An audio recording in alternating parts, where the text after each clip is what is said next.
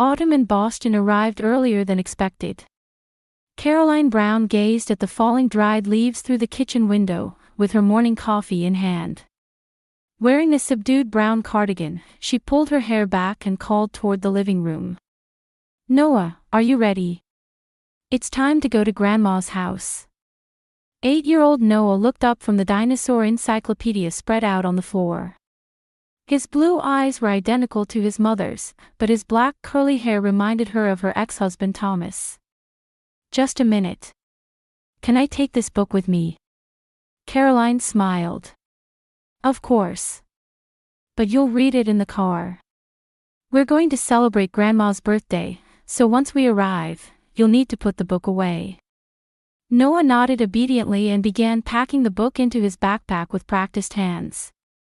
Since the divorce 3 years ago, Caroline had been living alone with Noah in this apartment. She maintained an amicable relationship with her ex-husband Thomas, and Noah regularly spent weekends at his father's house. Her cell phone rang, and the screen displayed the word "Mother." "Good morning, Mom," Caroline answered. "Caroline, are you ready? Everyone's looking forward to seeing you." Helen Morris's voice was as vibrant as ever. Even after becoming a wealthy widow 5 years ago, her life remained busy with social events and charity activities. "We're just about to leave." Noah's excited too. "Wonderful. Rebecca and Michael have already arrived. They're preparing breakfast for you." Caroline smiled with a hint of bitterness. Her sister Rebecca had always been skilled at capturing their mother's attention since childhood. "Thank you, Mom. We'll be there within an hour." After hanging up, Caroline took a deep breath. Amid her busy days working as an editor at a publishing company, family gatherings always brought mixed emotions. Her relationship with her sister Rebecca in particular still carried the competitive spirit from their childhood. "Mom, is Aunt Rebecca coming too?" Noah suddenly asked. He sometimes showed remarkable perception that even adults missed. "Yes, she's already there." "Why do you ask?" Noah shrugged. "Just wondering. Aunt Rebecca has been acting strange lately." Caroline was momentarily surprised by her son's comment but dismissed it as a child's intuition. "Everyone's busy. Your aunt has a demanding IT job, and Uncle Michael mentioned he has a new project, remember?" "Yes." Noah's expression still showed doubt, but he said nothing more. Before leaving the apartment, Caroline checked a message from her ex-husband on her phone. "I remember today is your mother's birthday. Give her my regards. Is tomorrow afternoon okay to pick up Noah?" She replied briefly. Her relationship with Thomas was more peaceful than many divorced couples. He was successful as a financial consultant, but his tendency to prioritize work over family hadn't changed. That was ultimately what had driven them apart. Caroline and Noah got into the car and headed toward the upscale residential area in Boston's suburbs. After her husband's death, Helen had moved from a large house to a luxury condominium. Today, the whole family was gathering to celebrate her birthday. "Mom, what are you giving Grandma?"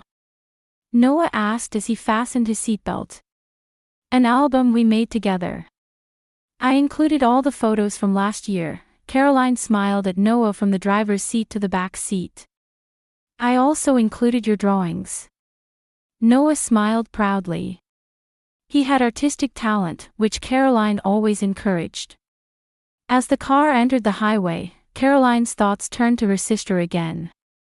Rebecca had been married to Michael, an IT engineer, for 5 years, but they still had no children. The couple led a career-focused life and occasionally posted photos of lavish vacations on social media, drawing envy from friends, including Caroline. However, lately, something seemed off. Last week, when her mother mentioned, "Rebecca has been visiting me quite often," Caroline felt something was strange. Rebecca typically wasn't good at making time for her mother. And yesterday, when Thomas told her, "I've been working with Michael on a new project, but something seems off about him," it caught her attention. Thomas had good judgment about people. Caroline shook her head to dismiss these thoughts. Today was her mother's special day. She shouldn't be distracted by minor family tensions. We're at Grandma's house. Noah pointed outside the window. The luxury condominium Riverside Towers came into view. Caroline parked the car in the parking lot and picked up the bag containing the present. Let's go, she extended her hand to Noah. Let's surprise Grandma. After parking in the condominium's garage, Caroline noticed her phone ringing. Looking at the screen, she saw it was from her ex-husband Thomas. Mom, can I go in first? Noah asked impatiently. Caroline hesitated momentarily but decided the lobby would be safe. All right. But don't leave the lobby. I'll be right there. As she watched Noah run toward the building, she answered the phone. Thomas, what is it? Caroline, there's something I need to tell you. Thomas's voice had an unusual tension. It's about Michael. I've been working with him on a new company project recently. Yes, I heard. And? He's acting strange. Either he's under extreme stress or hiding something. Plus, I had an opportunity to look into his and Rebecca's company finances. Thomas paused as if choosing his words carefully. They seemed to be carrying substantial debt. Caroline stopped in her tracks, surprised. What are you saying? Rebecca and Michael are always talking about luxurious vacations and new cars. It might be all for show. Anyway, you should be cautious. Especially around Helen. Thomas's voice was serious. Helen still manages her assets herself, right? Yes, Mom's mind is still sharp. Caroline leaned against the car door. But why would you think? Just intuition. I hope it's nothing. Just keep an eye on Noah today. After hanging up, Caroline remained motionless for a while. She knew Thomas wasn't the type to harbor unfounded suspicions. His intuition as a financial analyst was almost always correct. Taking a deep breath, she picked up the bag containing the present and headed toward the building. In the lobby, Noah was staring intently at something in front of a large potted plant. Noah, what are you looking at? He turned around with a puzzled expression. Yesterday when I came here, Aunt Rebecca was doing something weird. Caroline frowned. Yesterday? You came here? Yes. With Dad. He said he wanted to talk to Uncle Michael, Noah answered matter-of-factly. I waited in the lobby. Aunt Rebecca came and was messing with something over there. He pointed toward the elevator. She was doing something to it. Caroline tried to understand her son's words. Thomas hadn't mentioned bringing Noah here. And Rebecca was messing with something.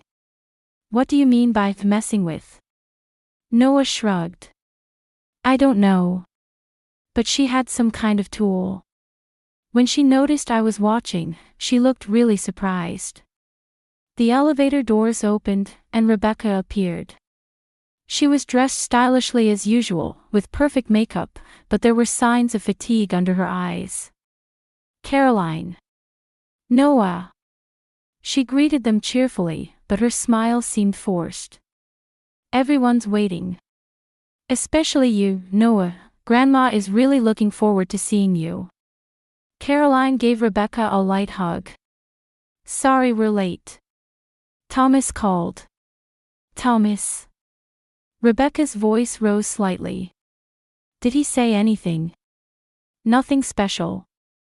Just confirming when to pick up Noah, Caroline lied. Her sister's reaction troubled her. As they entered the elevator, Rebecca began talking rapidly.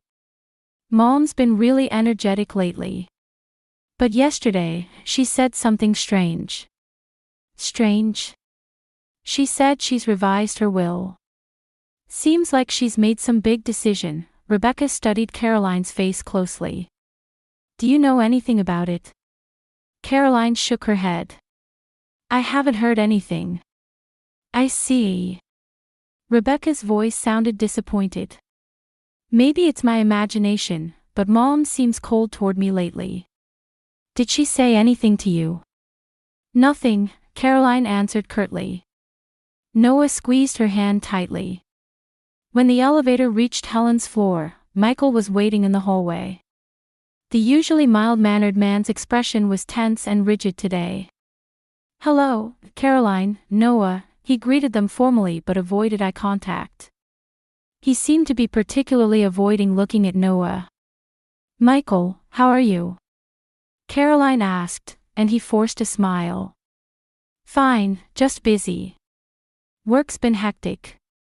Noah avoided going near Michael, hiding behind Caroline.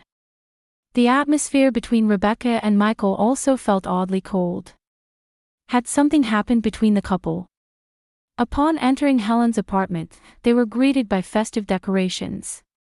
Happy birthday, Mom, Caroline hugged her mother. Thank you, Caroline, Helen gently stroked her daughter's back. Noah, will you give Grandma a kiss? Noah happily ran to his grandmother and kissed her cheek. Helen whispered in Caroline's ear, I need to talk to you later. During the meal, conversation flowed pleasantly on the surface, but Caroline could sense the tension among everyone. Rebecca and Michael, in particular, barely spoke to each other. When dessert time came and Helen went to the kitchen, Caroline offered to help. Once they were alone, Helen lowered her voice. Caroline, there's something I need to tell you. Thomas called me, Caroline said preemptively. About Michael and Rebecca's financial situation. Helen's eyes widened in surprise. So you knew? Yes, they're drowning in debt. Rebecca came to me last week asking for substantial financial help. Mom, what are you going to do? I refused, Helen's voice was firm with determination. I can't enable their wasteful habits. That's why I've changed my will. I'm setting up a trust for you and Noah. Caroline gasped. Mom, did you tell Rebecca? Not yet. I was planning to talk to her after the party today, Helen sighed. But she seems to suspect something. She's been strangely attentive to me lately. Their conversation was interrupted by the sound of Michael and Rebecca arguing in the living room. You promised. I want out of this. Caroline and Helen exchanged glances, and then a sudden silence fell. When they returned to the living room, Rebecca was smiling as if nothing had happened, while Michael stared out the window. Only Noah was looking at Caroline with anxious eyes. On the surface, the party proceeded pleasantly, with Helen blowing out the candles on her birthday cake to celebrate her 70th milestone. However, Caroline could acutely feel the tension permeating the living room. There was an icy atmosphere, particularly between Rebecca and Michael. Thank you all for the gifts, Helen sat on the sofa, surrounded by open presents. Especially Noah's drawing, it's wonderful. You truly have talent. Noah smiled sheepishly, but his eyes showed concern. He had kept his distance from Michael throughout, making sure to stay on the opposite side of the room. It's already 5 o'clock, Caroline looked at the twilight spreading outside the window. We should be heading home. It's a school night, and Noah needs to get to bed early. Already? Rebecca suddenly raised her voice. It's still early. It's Mom's birthday. True, Helen said gently. But I understand, considering Noah. Michael stood up and loosened his tie. I should be going too. I have an early start tomorrow. Rebecca's face flushed with anger. Michael. What? He responded coldly. I told you I need to leave. A heavy silence dominated the room. Caroline took her son's hand and stood up. Mom, thank you for the lovely time. I'll come visit again next week. Helen kissed Caroline's cheek and whispered in her ear, be careful. Something's not right. I know, Caroline whispered back. I'm going down first, Michael abruptly announced and left the room. They could faintly hear his footsteps receding down the hallway and the elevator door opening. As Caroline and Noah headed toward the entrance, Rebecca hurriedly followed them. Her expression was distraught, though she tried desperately to appear calm. "Caroline, wait," Rebecca grabbed her sister's arm. "Did Mom say anything about us?" Caroline gently pulled her arm away. "Nothing. Is something wrong?" "No, nothing's wrong," Rebecca answered hastily. "It's just, Mom's been acting strange lately. She's been cold toward me." "Rebecca," Caroline looked at her sister with serious eyes. "Is there something going on between you and Michael? If you're having problems, you can talk to me." A moment of vulnerability flashed in Rebecca's eyes. But quickly, she returned to her usual assertive expression. "There's no problem. Just work stress." The three headed toward the elevator hole. Through the hallway window, they could see Boston's cityscape, now completely dark. "Mom's ready, so hurry back up," Rebecca suddenly said. Caroline tilted her head.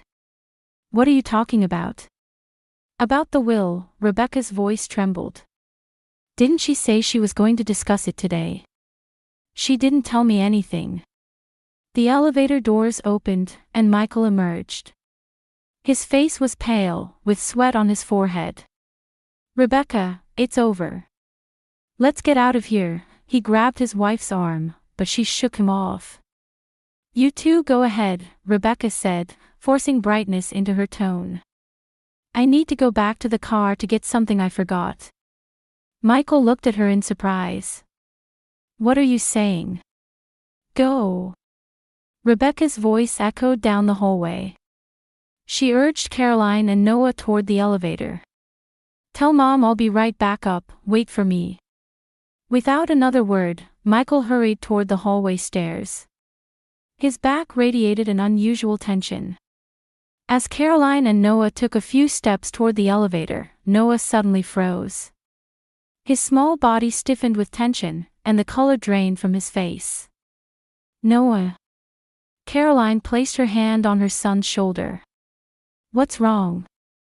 Still staring at the elevator doors, Noah said in an almost inaudible voice, "Mom, we absolutely cannot get on." "What?" "That elevator, we can't get on it." Noah's voice was trembling but filled with conviction. His blue eyes, full of seriousness, looked up at his mother. "Please." Caroline was speechless at her son's sincere expression. It was rare for Noah to show such fear. His intuition had proven sharp before, but this time there was an unusually strong conviction. "All right," Caroline nodded slowly. Though she didn't understand why, she decided to trust her son. Rebecca was watching them anxiously. "What are you talking about?" "We'll take the stairs," Caroline announced quietly. "Noah needs some exercise, and a little walk will do him good."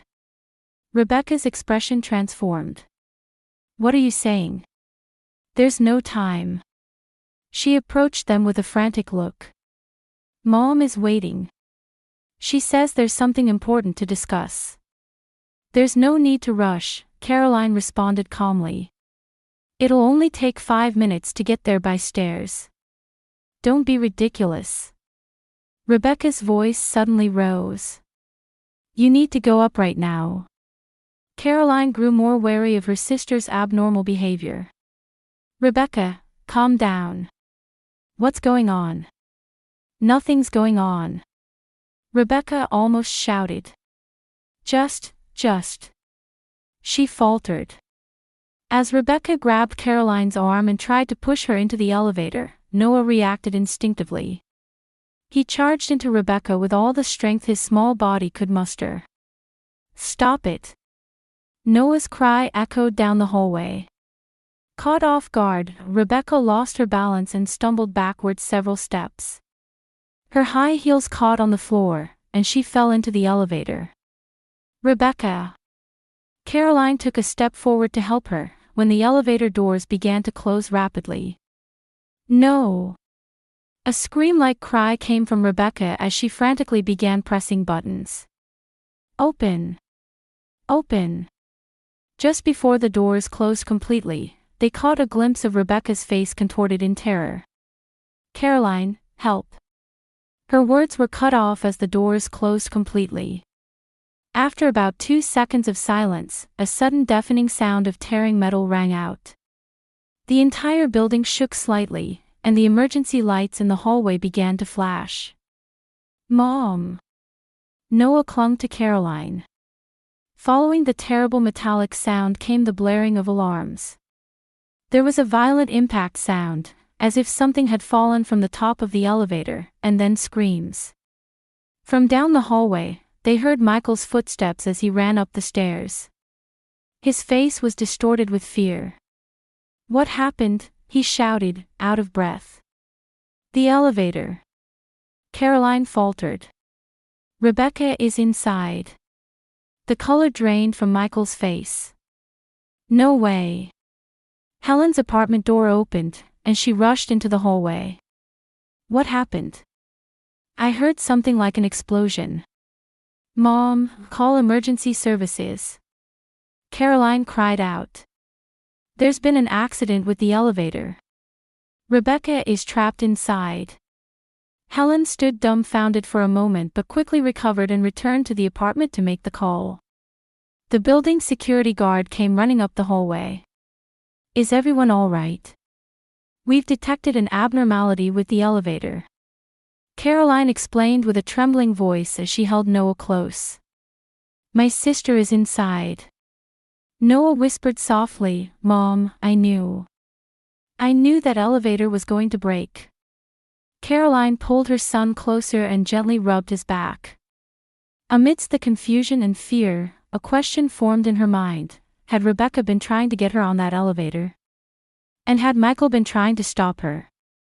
Standing with her son as the alarm continued to ring, Caroline was frozen in place. The lobby of the condominium was suddenly filled with emergency response teams.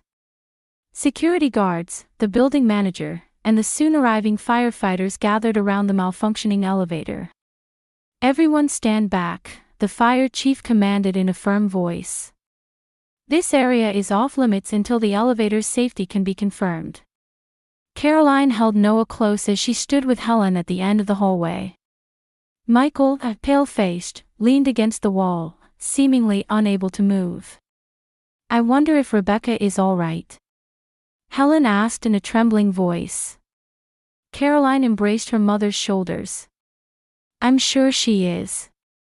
The professionals are here. Even as she said this, she shuddered remembering that terrible sound. Had the elevator cable snapped? Are you Mrs. Rebecca Morris? A firefighter approached. Your wife is conscious. We're in the final stages of the rescue operation. Thank you, Helen smiled faintly. She's my daughter.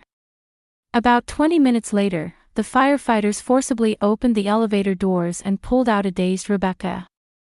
Her hair was disheveled and her clothes dusty, but there were no obvious injuries.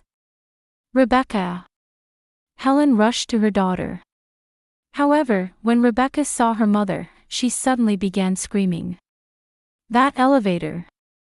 Someone tampered with it. Something was wrong. She was in a half-crazed state, trembling all over. The paramedics tried to calm her down, but Rebecca looked around warily with wide eyes. When she spotted Caroline and Noah, her eyes filled with terror. Was that elevator supposed to kill me? She gasped. No one understood what she meant. Amid the confusion, Noah whispered in Caroline's ear. Mom, I saw Rebecca breaking the elevator. Yesterday. Caroline froze at her son's words. When Thomas had brought Noah here, Noah said he had seen Rebecca doing something. Had that been her tampering with the elevator? The party was naturally cancelled. The police were called, and an investigation into the elevator accident began. There seems to have been a structural issue, one of the police officers explained to Helen. There was an abnormality in the braking system, and a rapid descent almost occurred, but a secondary safety mechanism activated and prevented the worst. However, we're investigating whether this was just an accident or if there were other factors involved. Rebecca was taken to the hospital, and while Michael said he would accompany her, he seemed oddly hesitant. He approached Caroline and said in a low voice, "You should leave early with Noah today. It's better if you're not here anymore." "What do you mean?" Caroline stared at him. Michael averted his gaze. "Just some advice. I can't stay here anymore." He hurried to the lobby and left in a taxi. It didn't seem like he was heading to the hospital. Amid the confusion, Caroline returned to Helen's room to get her belongings. The police were recording the situation in the living room, and Noah was waiting quietly on the sofa. "We'll go home soon," Caroline told her son. In the bathroom, she noticed Rebecca's bag on the sink. She must have forgotten it. As Caroline absently picked it up, a small USB drive slipped out. She picked it up and, after a moment's consideration, put it in her jacket pocket. This might be evidence of something. Normally, she wouldn't take someone else's belongings without permission, but this was an extraordinary situation. "Mom, let's go home," Noah entered the room. His expression was tired but had regained its composure. "Yes, let's go." After returning home and putting Noah to bed, Caroline placed the USB drive on the living room table. Staring at it, she struggled internally. This would be an invasion of privacy.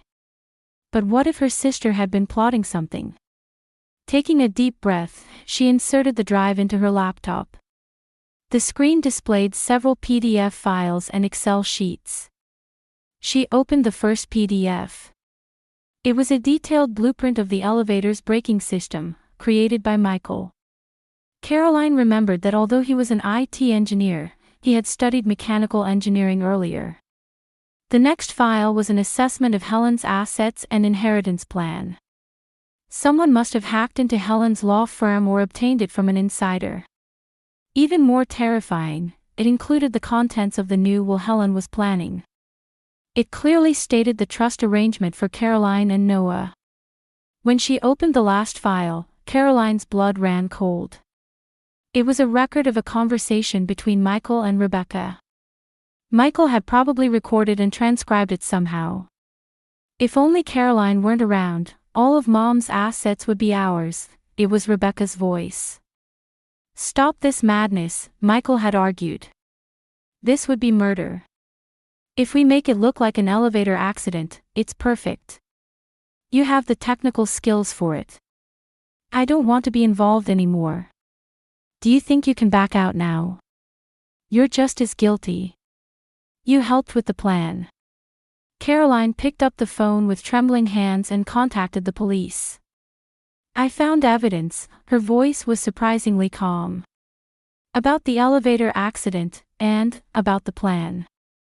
The next morning, police detained Michael at the airport. He was trying to board a flight out of Boston. Rebecca was arrested shortly after. Michael confessed almost everything during questioning. They were in serious debt and had planned to eliminate Caroline to get Helen's inheritance. Michael initially provided the technical expertise to modify the elevator's braking system but ultimately tried to back out of the plan due to his conscience. However, Rebecca decided to continue with the plan alone. Ironically, she ended up falling into her own trap. She had probably come up with a strategy to panic Caroline and force her onto the elevator. Caroline and Helen were being interviewed at the police station. If she had succeeded, Helen faltered, "You and Noah would have." But she didn't succeed. Caroline held her mother's hand. "Thanks to Noah. That child might have some special power," Helen laughed weakly. "Special or not, he has keen observation skills," Caroline answered. "Yesterday, he said he saw Rebecca doing something. I didn't pay much attention, but..." A detective entered the room. "Ms. Morris, Ms. Brown, Rebecca Morris and Michael Clark have been formally charged with conspiracy. Thank you for your cooperation. As they left the police station, Thomas was waiting. He lifted Noah into his arms and said to Caroline, "I'm glad you're safe. When I noticed something was off with Michael, I feared the worst." "Thanks to you," Caroline smiled. "And most of all, thanks to Noah." From his father's arms, Noah smiled proudly yet somewhat shyly. He thought he had just noticed something strange. He hadn't fully realized that he had saved his family's lives. The detective approached Caroline and quietly said, "Remember, if you had boarded that elevator, you probably wouldn't be here now. Your son is truly special." Caroline nodded as she gazed at Noah. Though she didn't fully understand it, her son's mysterious intuition had saved her from a life-threatening danger. 6 months later, on an early summer day, Caroline was enjoying her morning coffee on the terrace of Helen's condominium. She heard Noah's energetic footsteps behind her, and he appeared with his school backpack. "Mom, I'm ready to go." Caroline gently stroked her son's head. "Good morning. Did you sleep well?" Noah nodded and gazed at the view outside the window. Since the incident, he and Caroline had moved into Helen's condominium. It was Helen's suggestion. "After that terrible incident, I can't bear to live alone anymore," she had said. In reality, everyone understood her wish to keep Caroline and Noah close. "Dad's picking me up today, right?" Noah asked. "Yes, you'll be at Dad's house this weekend," Caroline smiled. Since the incident, her relationship with Thomas had also changed. The support he showed during the emergency had created a new bond between them. They hadn't rekindled their romantic relationship, but a friendship based on deeper understanding and respect had blossomed. Above all, they prioritized creating a good environment for Noah. After breakfast, Caroline dropped Noah off at school and headed to the publishing house. Having been promoted to project manager, she now carried more responsibilities than before. The only fortune born from the tragedy was that she had rediscovered her own strength and value. Upon arriving at the office, she found an envelope on her desk. Seeing the sender's name, Caroline sighed deeply. It was from Rebecca. She slowly opened the envelope and read the letter inside. "Caroline, I'm not asking for forgiveness. That's not my right. I just want to tell you something. I was driven by jealousy. You were always Mother's favorite, and I was second best. When our financial problems became serious, Michael and I formed a foolish plan. As he claims, I didn't lead everything. He's equally guilty.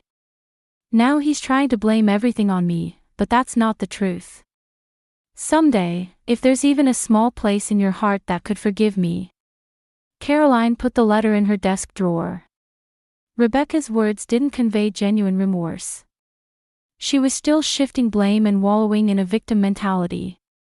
Michael had received a reduced sentence in exchange for his testimony, but his contemptible attitude, trying to push all the blame onto Rebecca, didn't impress the prosecution or the judge. In the end, both received lengthy sentences. In the afternoon, Caroline finished work early and went shopping with Helen. "I'm so grateful to have you," Helen said, taking her daughter's arm. "I can't thank you enough." "Mom," Caroline said quietly. "I think I finally understand what family means. It's not just blood ties that make a family. It's the care and support for one another that creates a true family." That evening, when Thomas came to pick up Noah, Caroline invited him to dinner.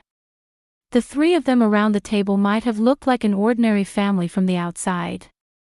But they weren't a normal family. They were bound by stronger, more compassionate ties forged through trials. After dinner, while Noah was playing games, Caroline and Thomas were quietly talking on the terrace, drinking wine. "Noah's intuition is truly remarkable," Thomas said. "If he hadn't warned you to avoid the elevator that day." "I don't even want to think about it," Caroline shuddered. "His special ability, I can't explain it, but There's no need to explain, Thomas took her hand. Just be thankful. Through the window, they could see Noah laughing innocently. He might not have fully understood that he had become the family's guardian. But there was no doubt that his purity and intuition had saved the most precious lives. Caroline raised her glass and silently vowed. Whatever might happen in the future, she would protect this new form of family.